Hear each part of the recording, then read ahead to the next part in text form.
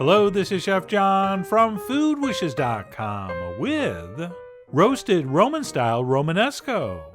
That's right, I was going to start with a joke about this being a vegetable brought to Earth by aliens. But these days, if I did, 30 to 40% of the country would believe me. So instead, I will just say it looks like a vegetable brought to Earth by aliens. And because of its bizarre and unusual appearance, this is the kind of thing people pass over in the market, mostly because they're confused by it and not sure quite what to do with it. Well, stay tuned because I'm going to show you exactly what to do with it. And if you do what I do, you're going to be enjoying one of the most delicious vegetables you've ever had. So with that, let's go ahead and get started with how to prep Romanesco.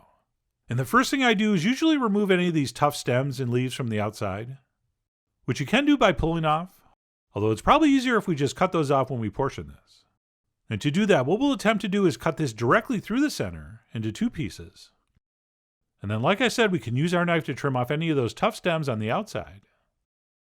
And then if we wanted, we could roast these just like this, but because that core in the center is so large and thick, I think this cooks a lot more evenly if we actually cut these again into quarters. But make sure you know exactly where that core is, so you're cutting right through the center of it. And that's it. Once we have our Romanesco heads broken down into quarters, we will simply set those aside while we mix up a very simple dressing with which we're going to coat these with before we roast them. And that's going to start with a few olive oil packed anchovy fillets, to which we will add some olive oil. And then what we'll do is take the back of a fork and give these a little bit of a mashing. Which if you want, you can leave kind of coarse like I'm going to. Or if you're afraid of people seeing you put anchovies in something they're about to eat, you could smash this down all the way to a paste. So you decide. I mean, you are after all the Johnny Cash of how fine to mash. And speaking of rings of fire, once that's been accomplished, we'll go ahead and add some red pepper flakes, as well as some freshly squeezed lemon juice. And then what we'll do once we have everything in the bowl is give that a quick mix with our fork to create a temporary emulsification. At which point we'll stop and add our cut up Romanesco. And then we'll take a couple clean hands and we'll get in there and we'll get in there deep. And we will toss these until they are completely and utterly coated with that dressing. And then what we'll do once we're 110% sure those pieces have been 100% coated is that we'll stop and sprinkle over some plain breadcrumbs, as well as a very generous grating of real Parmesan cheese. All right, out of all the recipes you could get away with using fake Parmesan, this is not one of them. So go get yourself a nice chunk of Parmigiano Reggiano and do this right. Oh, and by the way, because our anchovies are salty, and we're going to use a good amount of Parmesan here, I did not add any salt at this point. But if you want to add a little bit, go ahead. Although we can always add a little more when we're eating, and it's impossible to take some out. But anyway, once that's been crumbed in cheese, we'll go ahead and give that a toss. At which point it's ready to transfer into some kind of roasting pan, into which we've drizzled a generous amount of olive oil. And we'll go ahead and place those in fun side up. And then once those have been placed in, we'll make sure to scrape out any of those cheesy crumbs in the bowl and sort of scatter those evenly over the top, since all that stuff's going to brown up and crisp up beautifully as this roasts. Speaking of which, to hedge our bets, once that's done, we'll go ahead and grate some more Parmesan over the top. And please don't be shy.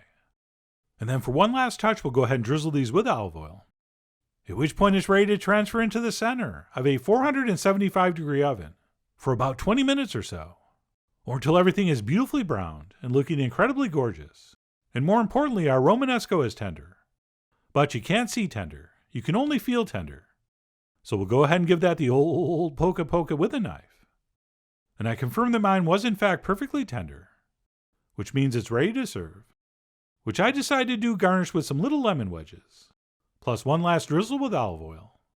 Except if you place the lemon down first and then drizzle the oil over the top, you're going to end up with what we call in the business slippery lemon. So it's probably a much better idea to do your olive oil first and then garnish with your lemon wedges. All right, I make these mistakes so you don't have to. But anyway, once incorrectly garnished, I went ahead and grabbed a fork and knife and dug in. And that, my friends, bizarre appearances aside, is one of the most delicious vegetables you will ever taste.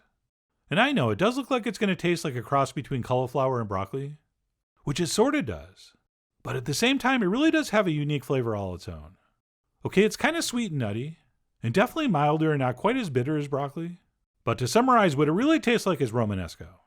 And while it is quite delicious just roasted like this, it's also very, very nice with a little squeeze of slippery lemon. So this really is a beautiful way to serve it.